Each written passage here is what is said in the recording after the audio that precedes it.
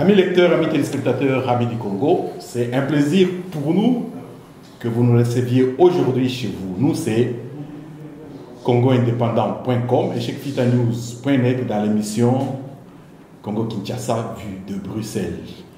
Aujourd'hui, nous avons un invité de marque. Un invité de marque, pourquoi? Parce que c'est une des têtes d'affiche de l'opposition congolaise.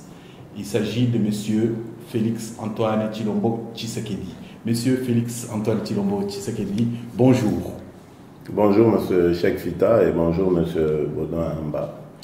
Et nous l'avons introduit avant de parler, d'aller en profondeur dans notre émission. Nous aimerions que Baudouin vous présente un peu à nos lecteurs, à nos téléspectateurs. Ils vous connaissent, mais on ne sait jamais. Il y en a toujours qui disent on ne le connaît pas suffisamment bien. Monsieur Ambawichi. Félix Tshisekedi Tshilombo est né en 63. Oui. Il est marié, père de 5 enfants. Oui. Diplômé en marketing. Oui. Et communication. Et communication. Il a fait son parcours au sein de l'UDPS. En 2008, il est secrétaire national chargé de relations extérieures. En 2011, il est élu député en Bujimaï. Et depuis octobre 2016, il est nommé secrétaire général adjoint de l'UDPS. C'est bien cela. Je ne sais pas si vous avez quelque chose. Oui, vous oubliez 1993, de 1993 à 2005, j'ai été, qu'est-ce que je dis, de 1993 plutôt à 1996, j'ai été président de la cellule de l'UDPS Leuven, Louvain donc en flamand. Voilà. Et puis j'ai conduit la délégation du rassemblement au dialogue, au dernier dialogue du centre interdiocésain.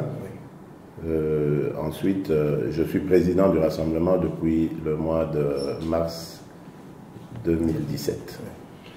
Merci beaucoup pour cette brève introduction. Amis lecteurs, amis téléspectateurs, vous le savez bien, le 31 décembre 2016, il y avait eu signature de l'accord de la Saint-Sylvestre. Beaucoup d'espoir était permis. Et hélas, aujourd'hui, 6 mois après, où en sommes-nous? Eh bien, nous parlerons de ça avec notre invité, M. Félix Tshisekedi. Et au vu de son parcours, au vu de sa biographie, nous sommes en présence d'un grand responsable. Et donc, nous allons balayer pratiquement l'actualité de notre pays avec lui. Et Baudouin, est-ce que tu peux commencer le bal? Oui, on va commencer par ce qui est un peu douloureux pour vous, les obsèques du président Etienne Tshisekedi. Quand est-ce que ça aura lieu? Oui, vous avez raison de dire que c'est très douloureux. C'est d'autant plus douloureux que les responsables de la situation jouent un jeu très cynique en voulant faire croire ou faire retomber sur ma personne et sur le parti UDPS l'intention de vouloir faire de la récupération politique, alors que c'est totalement faux. Si ça ne dépendait que de nous, nous aurions eu ces obsèques en février même, et de ce depuis longtemps. Mais il faut le savoir, pour ceux qui ne savent pas, Joseph Kabila et sa bande ont une peur bleue du retour du corps d'Etienne Tshisekedi. Et ils sont prêts à tout faire pour que le corps ne rentre pas à Kinshasa. Ils ont peur de cette foule. Ils se sont mis à l'idée que certains esprits mal intentionnés allaient manipuler cette foule et transformer les funérailles nationales d'Etienne Tshisekedi en soulèvement populaire. C'est totalement aberrant, totalement inexact, parce que nous, surtout nous de la famille, notre intention c'est de le voir enterré. Alors il y a eu, je crois que c'est ce que vous avez voulu dire, il y a eu des contacts avec le gouvernement. Nous nous sommes mis d'accord pour qu'il y ait des délégués du parti, des délégués, donc 3 du parti, 3 de la famille et 4 du gouvernement. Et les discussions étaient conduites par le ministre de l'Intérieur. Ils se sont mis d'accord sur un communiqué conjoint qu'il devait faire pour appeler d'abord à une sorte de trêve qu'on devait observer en attendant ou à l'occasion de ses funérailles, et également dire le programme, donner le programme à toute l'opinion congolaise et autres. Malheureusement, depuis que ce communiqué est fait, bon, d'abord dans le communiqué il y avait des termes qui ont sérieusement gêné le parti parce qu'on parlait d'une initiative qui viendrait de Joseph Kabila, alors que ce n'était pas le cas. Étienne Tshisekedi a servi l'État congolais, il n'a pas servi Joseph Kabila, donc on devait, c'est l'État congolais qui devait lui rendre ses hommages et non pas une initiative venue de Joseph Kabila. Ça a discuté pendant 2 semaines, finalement nous nous sommes mis d'accord, le communiqué est rédigé, l'UDPS l'a signé par son secrétaire général, et la famille Tshisekedi l'a signé par son patriarche actuel, le Monseigneur, le petit frère du président Étienne Tshisekedi, Monseigneur Gérard Moulumba. Donc voilà comment cela s'est concocté. Et depuis lors, nous courons après le ministre de l'Intérieur pour avoir sa signature à ce communiqué, parce que selon eux-mêmes, le communiqué allait être le point de départ de toute la procédure. Et voilà, c'est à cela que nous sommes aujourd'hui bloqués, à la signature d'un individu qui va de Kinshasa au Kasaï, du Kasaï à je ne sais où, mais sauf là où on l'attend, c'est-à-dire là où il faut signer le communiqué. J'espère qu'il est en train de nous suivre dans cette émission. Nous ferons tout pour lui transmettre à ses services cette émission et qu'il nous prouve le contraire, qu'il est de bonne foi et qu'il doit enfin signer ce communiqué. Et M. Félix Tshisekedi, nous ne parlerons pas encore du blocage et nous y arriverons au cours de l'émission, mais il circule des bruits comme quoi le président Kabila a envoyé encore des émissaires à l'UDPS ou au rassemblement. Est-ce vrai ou faux? Qu'en est-il? Bon, officiellement, ce n'est pas vrai, mais officieusement, il y a eu des contacts qui ont eu pris le soin d'entrée de jeu de dire qu'ils ne venaient pas de la part de leur chef. Bon, maintenant, c'est à vérifier si c'était vrai ou pas. Mais qui ont été dans le sens de dire qu'il y avait toujours moyen de faire quelque chose ensemble, etc. Nous leur avons fait comprendre poliment mais fermement que les discussions avaient été menées par la SYNCO, autour de la SYNCO et sous l'égide de la SYNCO, et tout doit retourner sous l'égide de la SYNCO. Et nous tenons absolument à ce que le 31 décembre de cette année, tout soit terminé. Au-delà de ça, il n'y a rien, aucun terrain d'entente. C'est-à-dire quoi? Un troisième dialogue? Non, il n'y a pas de dialogue. Il n'y a pas de dialogue. Le dialogue a eu lieu, le dialogue a accouché d'un accord qu'on connaît. Cet accord a été torpillé par qui on sait. Maintenant, il faut rentrer dans la mise en œuvre de cet accord et essayer de le déployer jusqu'à la limite convenue, c'est-à-dire le 31 décembre 2017. Au-delà ou en dehors de ce principe, on ne trouvera personne du rassemblement. Et j'enchaînerai toujours par rapport à ces contacts et ces fameux troisième dialogue qui n'aura pas lieu. Il a même couru, enfin, dans l'opinion, on disait non, Félix tient beaucoup à être Premier ministre, c'est ça ou rien. Vous-même, personnellement, qu'est-ce que vous donnez comme éclaircissement une bonne fois pour toutes à cela? Bon, d'abord, vous devez savoir une chose, je n'ai jamais demandé à être Premier ministre. Ce sont les amis du rassemblement qui ont voulu que ce soit moi. Pourquoi? Parce qu'ils estimaient que j'allais être la personne la mieux habilitée à pouvoir résister à Joseph Kabila, à ne pas céder à ses menaces, à ne pas céder à ses propositions indécentes, etc. Donc, j'étais la personne la mieux à même de lui résister, et donc leur choix s'est porté sur moi. Je n'avais rien demandé.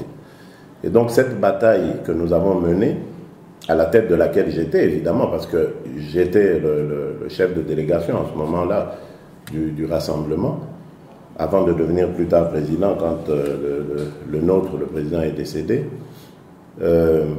Cette bataille, donc, je la menais au nom du respect des principes convenus avec le camp Kabila, le 31 décembre. Donc, ce n'était pas du tout une lutte de positionnement personnel, c'était juste une lutte pour faire respecter les engagements pris. Alors, lorsque nous avons vu que, profitant du décès de notre leader, Joseph Kabila et son équipe ont pensé qu'ils pouvaient contourner l'accord, ils pouvaient débaucher des individus au sein du rassemblement pour tenter de créer un rassemblement bis et donc les amener dans cette voie sans issue dans laquelle ils sont aujourd'hui, nous avons fait de la résistance tout simplement en sensibilisant à la fois l'opinion nationale et internationale sur la nécessité d'appliquer l'accord. Et c'est dans cette logique que nous nous sommes situés. Donc le reste, ça n'a absolument rien à voir, c'est de la spéculation. Et aujourd'hui, c'est vrai, nous sommes à peu près à mi-parcours de ce que nous nous étions convenus. Il reste 6 mois. Est-ce qu'en 6 mois, c'est encore possible d'organiser des élections? Beaucoup d'experts nous disent que ce n'est pas possible. Mais alors là, nous devrions tirer les conséquences, les conclusions de cette cacophonie, de cette impossibilité. Et nous, au Rassemblement, nous les avons déjà tirées, cette impossibilité d'organiser les élections. Il y a un responsable. Le responsable a pour nom Joseph Kabila. Et nous disons, nous ne pouvons pas aller de compréhension en compréhension. Notre patience a atteint ses limites. Joseph Kabila a suffisamment montré comme ça de mauvaise foi. Et je passe même d'autres choses qu'il a démontrées. Donc nous disons le 31 décembre 2017 que la communauté internationale ne s'avise plus à venir nous faire des propositions, quelles qu'elles soient, pour que Joseph Kabila reste encore à la tête du pays et conduise un quelconque processus nous amenant aux élections. Il a suffisamment démontré sa mauvaise foi. Nous pensons que ça suffit pour lui. Il doit maintenant remettre le pouvoir au peuple de gré ou de force. Mais revenons un peu au conclave qui a eu lieu à Genève au mois de juin 2016 qui a donné naissance au RASOP. Quand on lit l'acte d'engagement, il est dit notamment que le 19 décembre à 23h59, si ma mémoire est bonne, Joseph Kabila doit quitter le pouvoir. Tout à fait. Il est toujours là. Est-ce que le rassemblement a péché par candeur? Non. Non, tout simplement parce que, bon, un acte d'engagement, c'est j'allais dire, une déclaration d'intention. Ce n'est pas la vérité d'évangile, ce n'est pas une prophétie. C'est ce que vous venez une prophétie biblique. Oui, ce que vous venez de dire. Un acte d'engagement, c'était l'intention que nous avons exprimée. Et nous avons démontré que ce que nous disions en juin 2016 n'était pas des paroles en l'air. Parce qu'en septembre 2016, nous avons lancé le premier avertissement, le fameux carton jaune, qui allait nous amener 3 mois plus tard à la fin du mandat de Joseph Kabila. Mais que s'est-il passé? Vous le savez, il y a eu un balai diplomatique, mais vraiment très important, l'intervention de chefs d'État des pays amis qui ont poussé pour qu'on trouve absolument une solution en douceur avant la fin du mandat de Joseph Kabila. Et il y a eu, pour finir, cette initiative louable, ô combien louable, de l'Église catholique, nous invitant à trouver des voies et moyens d'atterrir de manière pacifique. Lorsque nous nous sommes retrouvés à ce dialogue, donc nous avons accepté cette main tendue par l'Église, nous avons eu le plaisir aussi, la satisfaction de voir que le camp d'en face, le camp Kabila, a accepté la même initiative. Donc nous nous sommes rendus autour des évêques en essayant de trouver les voies et moyens. Et là, on a fait le constat que les élections n'ayant pas été organisées, ce serait donc difficile d'instaurer un ordre quelconque, parce que d'une part, le camp Kabila n'allait pas accepter, donc il aurait fallu leur forcer la main pour qu'ils en arrivent là, et donc c'était exactement ce que l'Église voulait éviter. Donc nous avons tous accepté de taire les armes entre guillemets, parce que ce n'était pas un conflit armé, et d'aller donc à cette discussion autour de la Synco. Ce qui s'est bien passé, parce que vous vous rappelez, le 31 décembre, tous les Congolais, en tout cas la majorité d'entre eux, ont célébré avec joie la signature de cet accord. Et depuis lors, M. Kabila a entrepris de torpiller, de vider cet accord de sa substance. Et aujourd'hui, il a commis l'erreur de nous minimiser même, parce qu'il a pensé que, puisque nous avons perdu 2 piliers, on en parlera peut-être lorsque nous parlerons du rassemblement, 2 grands piliers, 2 figures de proue du rassemblement. D'abord le doyen Mwando Simba et ensuite le président Etienne Tshisekedi. Coup sur coup, ça nous a secoué et M. Joseph Kabila a eu le tort de croire que nous ne valons plus rien depuis donc, ces malheureux événements. Et nous allons maintenant entreprendre de lui démontrer qu'il se trompe complètement. Le peuple est toujours avec le rassemblement et le rassemblement va le lui prouver dans les jours qui viennent, dans les mois qui viennent, parce que pour nous, le 31 décembre prochain, c'est terminé. Isinaf, c'est basta, c'est terminé. Mais beaucoup disent que le rassemblement n'a pas les moyens de sa politique. Que répondez-vous? Pourquoi à cela?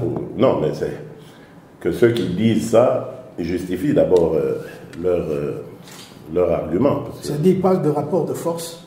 Non, ce n'est pas vrai. Nous avons l'ancien président ivoirien qui disait il n'y a rien en face.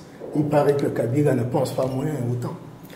Ben, ça va, c'est bien d'ailleurs, mais moi j'ai appris depuis que je fais la politique, c'est vraiment une vieille tactique, c'est une des premières d'ailleurs que j'ai apprises en politique de notre leader. Il ne faut jamais minimiser un adversaire en politique. Jamais. Merci bien, M. Félix Antoine Tshilombo Tshisekedi. On est dans le RASOP, dans le rassemblement. Est-ce que, en quelques mots, si vous devriez faire un bilan entre juin 2016 et juin 2006, qu'est-ce qui a changé dans le paysage politique congolais du fait de l'existence du rassemblement? Mais déjà, je vous dis, le rassemblement qui a été créé en juin obtenait 6 mois après, c'est-à-dire le 31 décembre de la même année, un accord qui contraignait Kabila à quitter le pouvoir, à ne pas se représenter pour un 3e mandat et à ne pas changer la constitution, que ce soit par voie référendaire ou par voie parlementaire. Ce sont des acquis. Et c'est 6 mois après sa création. Vous connaissez, vous, dans ce Congo-là, une force politique qui est née et qui 6 mois après peut obtenir autant d'avancées? Non. Donc je crois que le rassemblement, c'est ça. C'est cette force, c'est cette conjonction d'énergie qui ont fait que nous avons réussi à obtenir des choses. Bien entendu, après ça, le pouvoir s'est ressaisi, entre guillemets, pour essayer de vider cet accord de sa substance. Mais maintenant, le combat sera celui de faire regretter à Kabila cette erreur. Parce que cet accord marquait ou lui donnait la possibilité d'être légitime. Vous savez qu'il ne l'est plus. Il n'est ni légal ni légitime en ce moment. Et c'est parce qu'on a signé cet accord que la communauté internationale et tout le monde a accepté de lui redonner cette année de légitimité au cours de laquelle on allait avoir des élections et vivre une alternance, donc l'émergence ou l'arrivée plutôt l'avènement d'un nouveau ou d'une nouvelle président de la République. Mais une question un peu dérangeante. M. Bruno Tshibala était le porte-parole du rassemblement lors du conclave à Genève. Aujourd'hui, il se retrouve comme Premier ministre de Joseph Kabila. Tout à fait. Comment expliquez-vous ce changement de cap Est-ce qu'il y a un problème de gestion des ressources humaines au sein du UDPS d'abord? Mais est-ce que, M. Baudouin, vous êtes un vieux routier de la politique, vous avez accompagné tous ces événements de vos analyses depuis, je dirais, la période récente de la démocratisation, le 24 avril 1990. Donc vous savez que ce n'est pas la première fois qu'on assiste à ce genre de dérapage, de revirement de la part d'acteurs politiques de l'opposition. C'est monnaie courante dans notre classe politique, malheureusement. Ce n'est pas un exemple à suivre, j'en conviens, mais c'est des choses qui arrivent. L'essentiel ici, c'est qu'on ne perde pas l'objectif qui est le nôtre. Bruno Tshibala est parti. Son départ n'a eu aucun impact, à la fois dans l'UDPS auquel il appartenait, qu'il a d'ailleurs exclu, qui a effleuré le coup, qu'il a exclu un mois avant, que dans le rassemblement, où là non plus, malgré le fait qu'il était porte-parole, il n'y a pas eu du tout d'impact. Le rassemblement est créé par 9 plateformes. Ces 9 plateformes sont toujours là, et nous en avons même créé une 10e, des alliés de l'UDPS qui existaient déjà en fait, mais qui n'avaient pas pu, comme ils n'étaient pas organisés en plateforme, ils n'avaient pas pu signer l'acte d'engagement à Genneval. Donc c'était une promesse qui leur avait été faite déjà du vivant du président Tshisekedi, qu'on a simplement mise en œuvre. Donc il n'y a aucune conséquence à ces départs.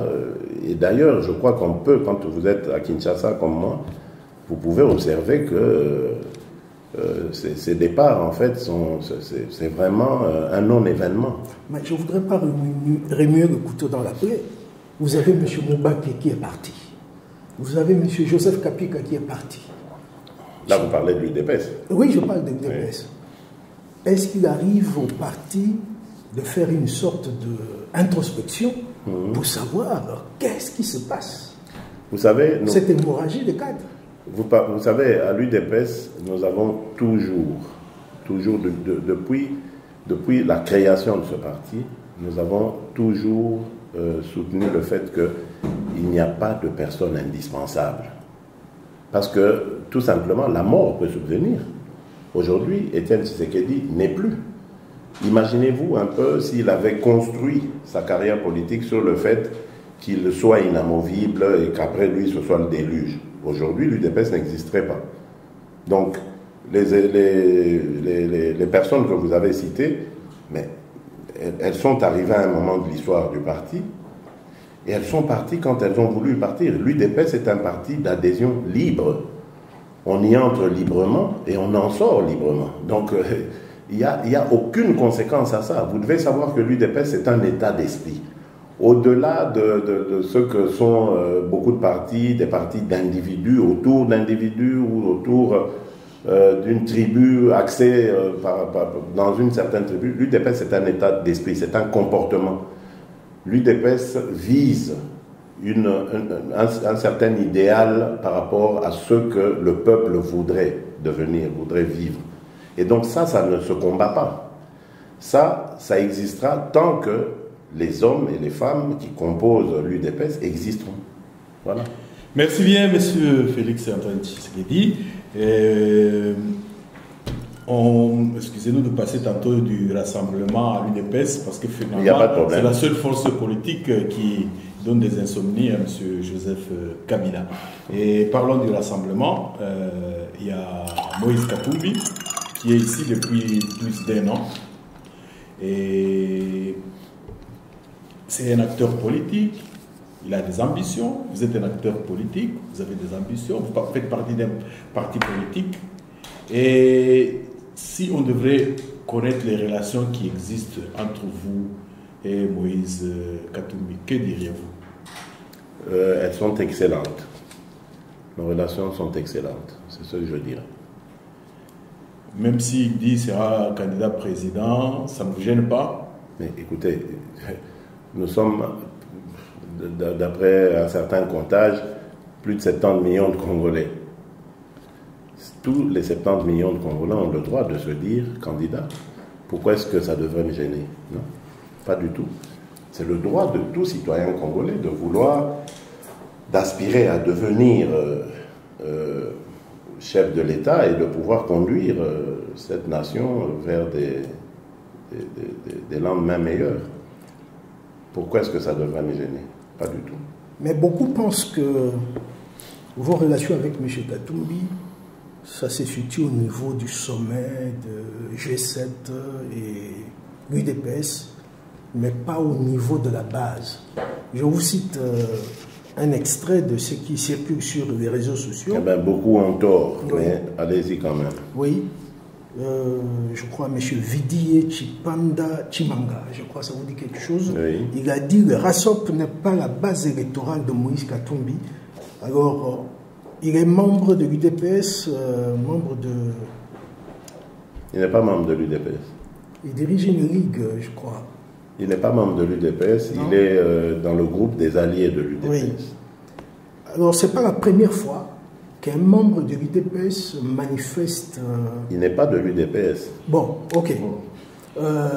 Je vous citerai peut-être quelqu'un d'autre qui a pris un peu de distance depuis un certain temps. Dori Doumbia, qui passe à la RTNC, il dit « Moïse Katumbi n'est pas ma tasse de thé ».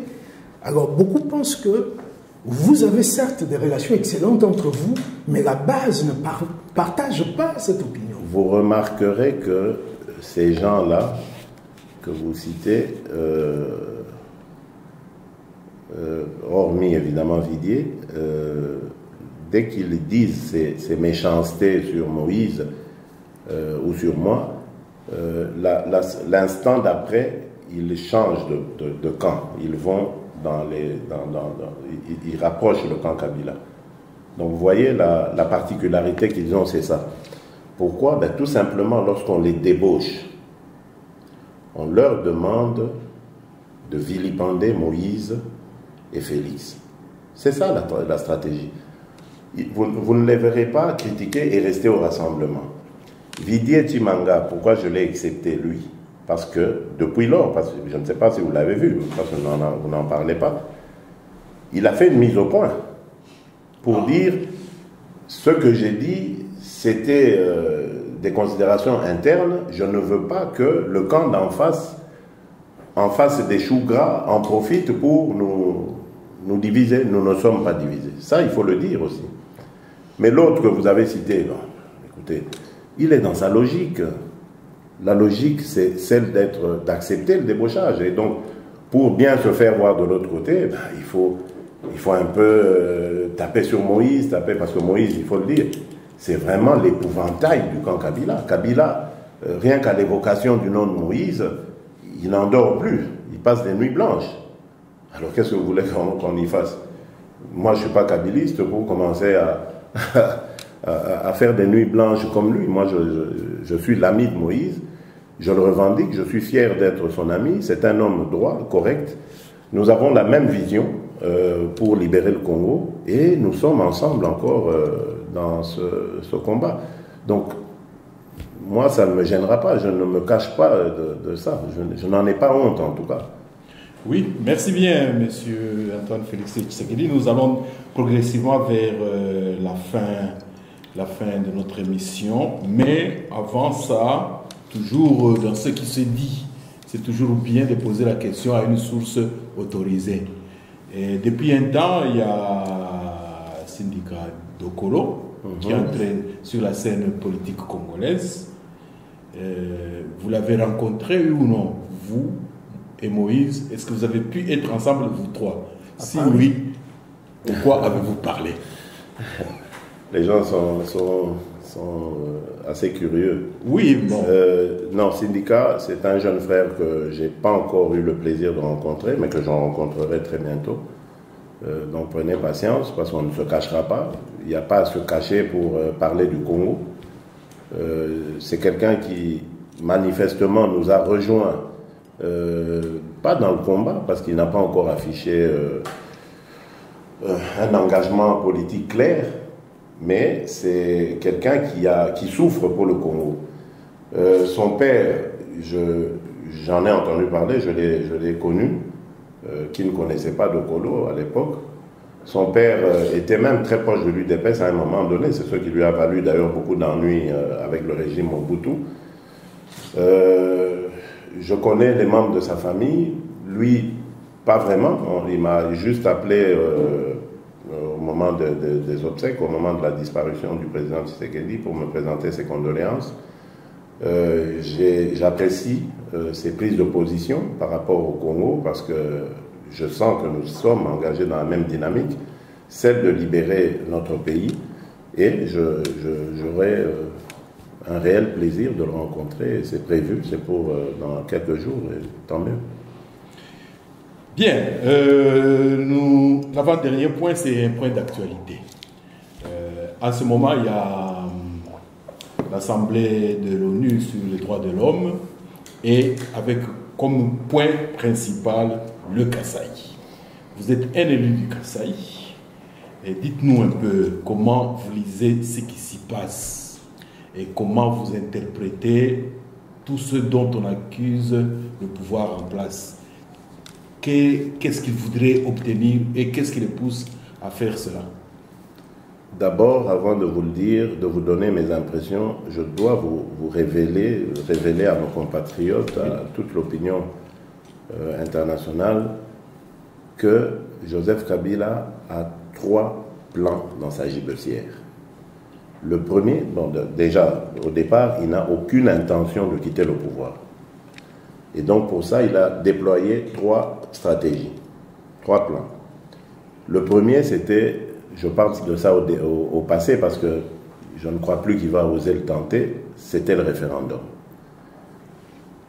Là, sa mission était de tuer l'accord, de rendre donc la situation illisible et de venir avec le référendum.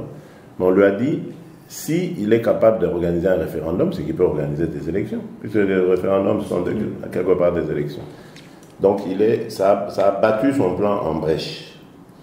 Le deuxième, c'est la stratégie du chaos, celle qui consiste à jouer aux pompiers pyromanes.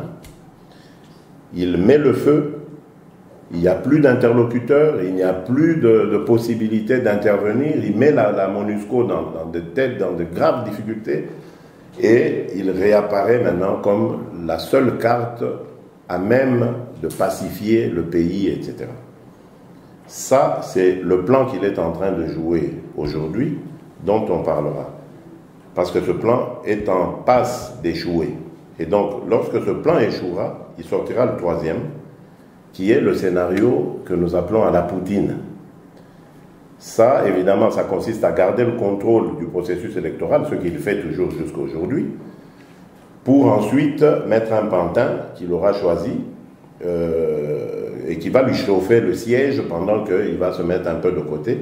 Et ce sera ce pantin qui sera le président de la République pour organiser évidemment son retour. Voilà les 3 axes sur lesquels Joseph Kabila est en train de se déployer. Il a échoué pour le référendum. Maintenant, il a mis le feu au pays. Ça avait commencé à Béni, ça arrive au Kasaï. Dieu merci, au Kasaï, son plan a échoué parce que vous savez que les vrais, c'est vrai qu'on a chargé les FARDC, etc. Mais les vrais responsables des massacres au Kasaï sont les milices de Gédéon Kyungu. Gédéon Kyungu, un grand criminel dont la place est en prison, mais là, il se retrouve libre et ce sont ces troupes qui ont été emmenées, transposées au Kasaï avec mission de tuer. Aujourd'hui, il y a des révélations parce qu'il y a quand même eu je vais dire des repentis peut-être parmi eux qui aujourd'hui se mettent à parler. Ce sont les milices de Gédéon Kyungu qui sont à la base des horreurs au Kasaï. Et ces milices sont instrumentalisées par Joseph Kabila et ses hommes. Il faut le savoir. Et voilà pourquoi vous voyez qu'il s'oppose par tous les moyens à une enquête internationale. M. Okitundu est passé derrière nous, partout en Afrique, où on a été, même à des endroits où on n'a pas été, pour essayer d'obtenir de ces pairs africains de ne pas accepter cette initiative d'une enquête internationale. Mais je crois que là aussi, ils perdront la bataille qui est en train de se dérouler maintenant aux Nations Unies, enfin à Genève, les Nations Unies de Genève.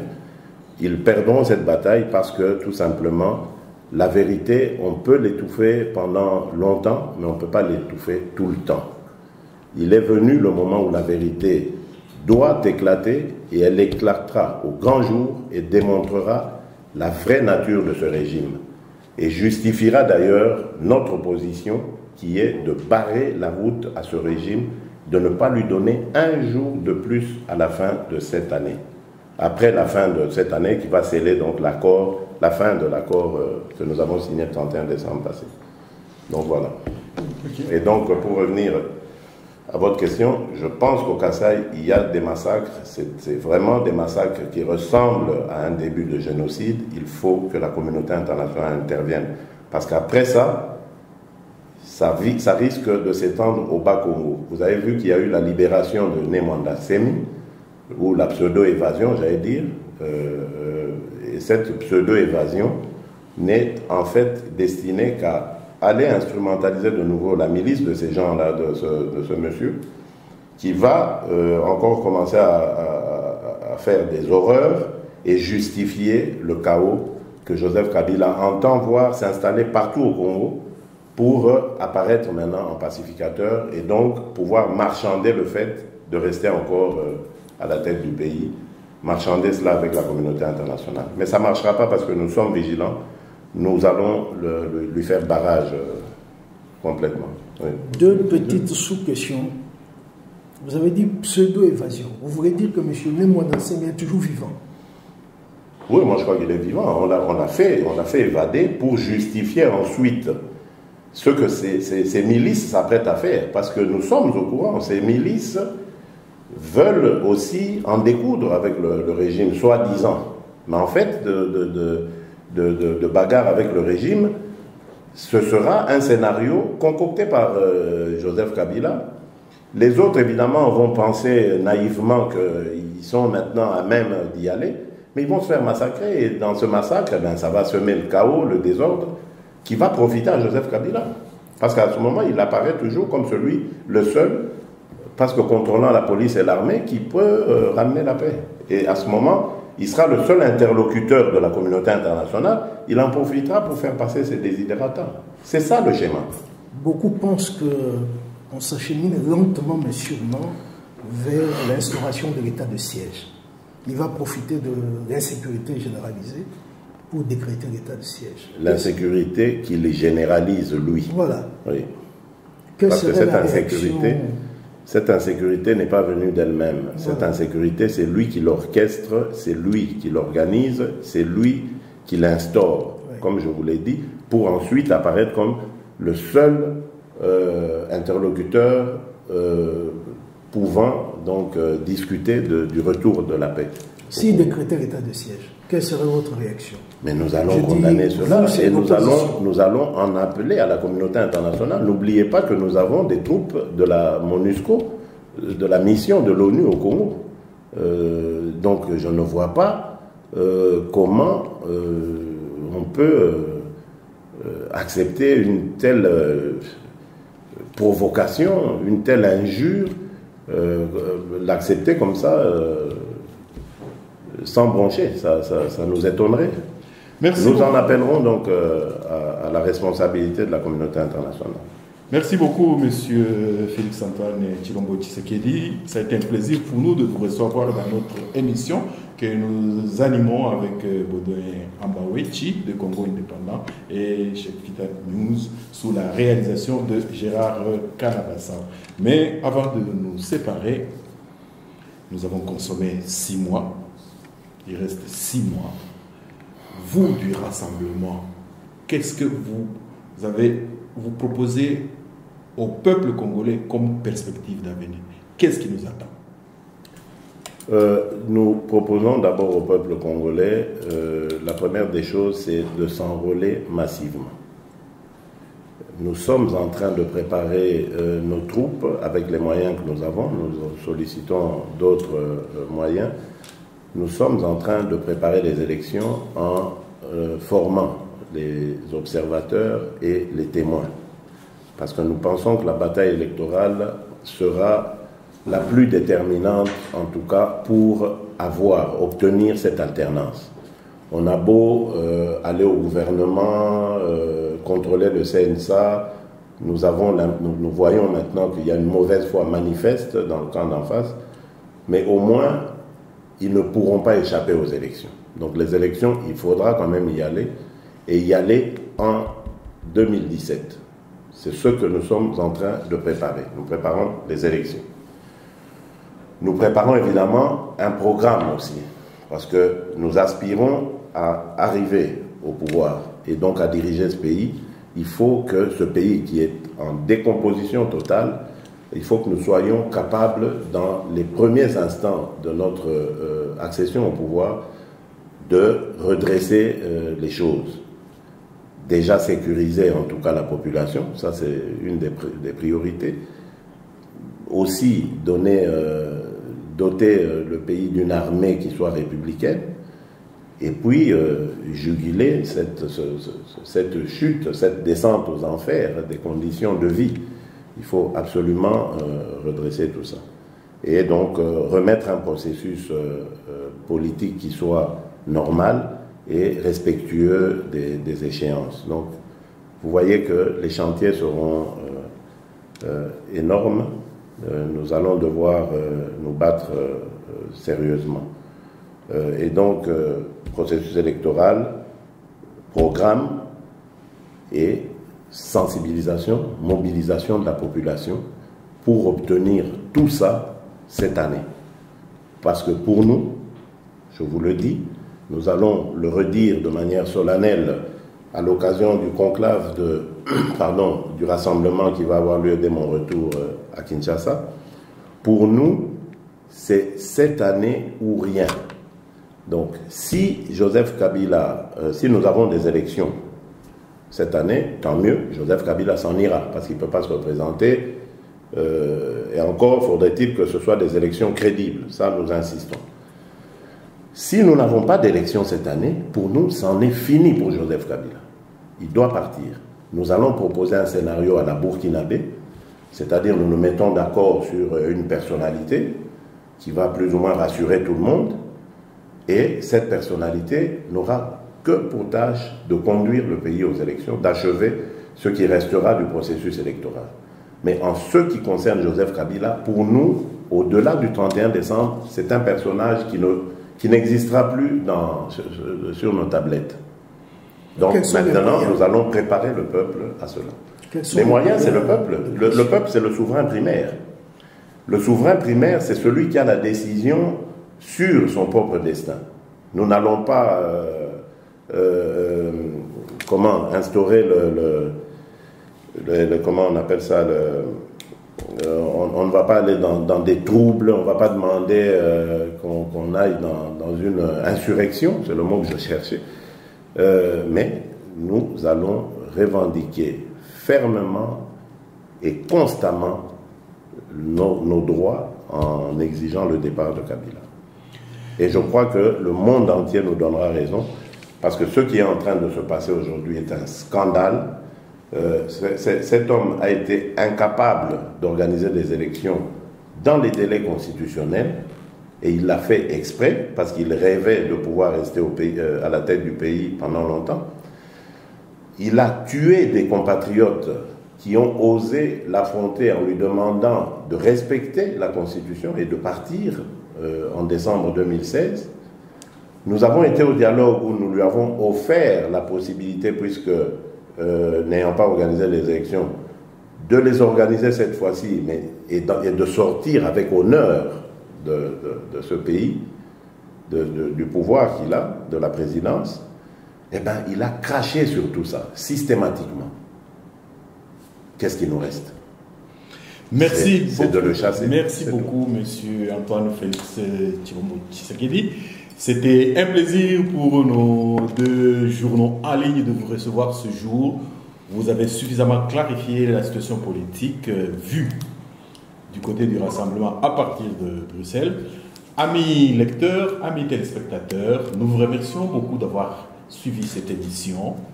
Et nous vous donnons rendez-vous à la prochaine émission. Et avant de nous séparer, encore une fois, merci à notre invité, merci à vous, à notre réalisateur Gérard Canavassa, grâce à qui ces images vous parviennent. Merci aussi à mon aîné et confrère Baudouin Amba Wechi et à la prochaine.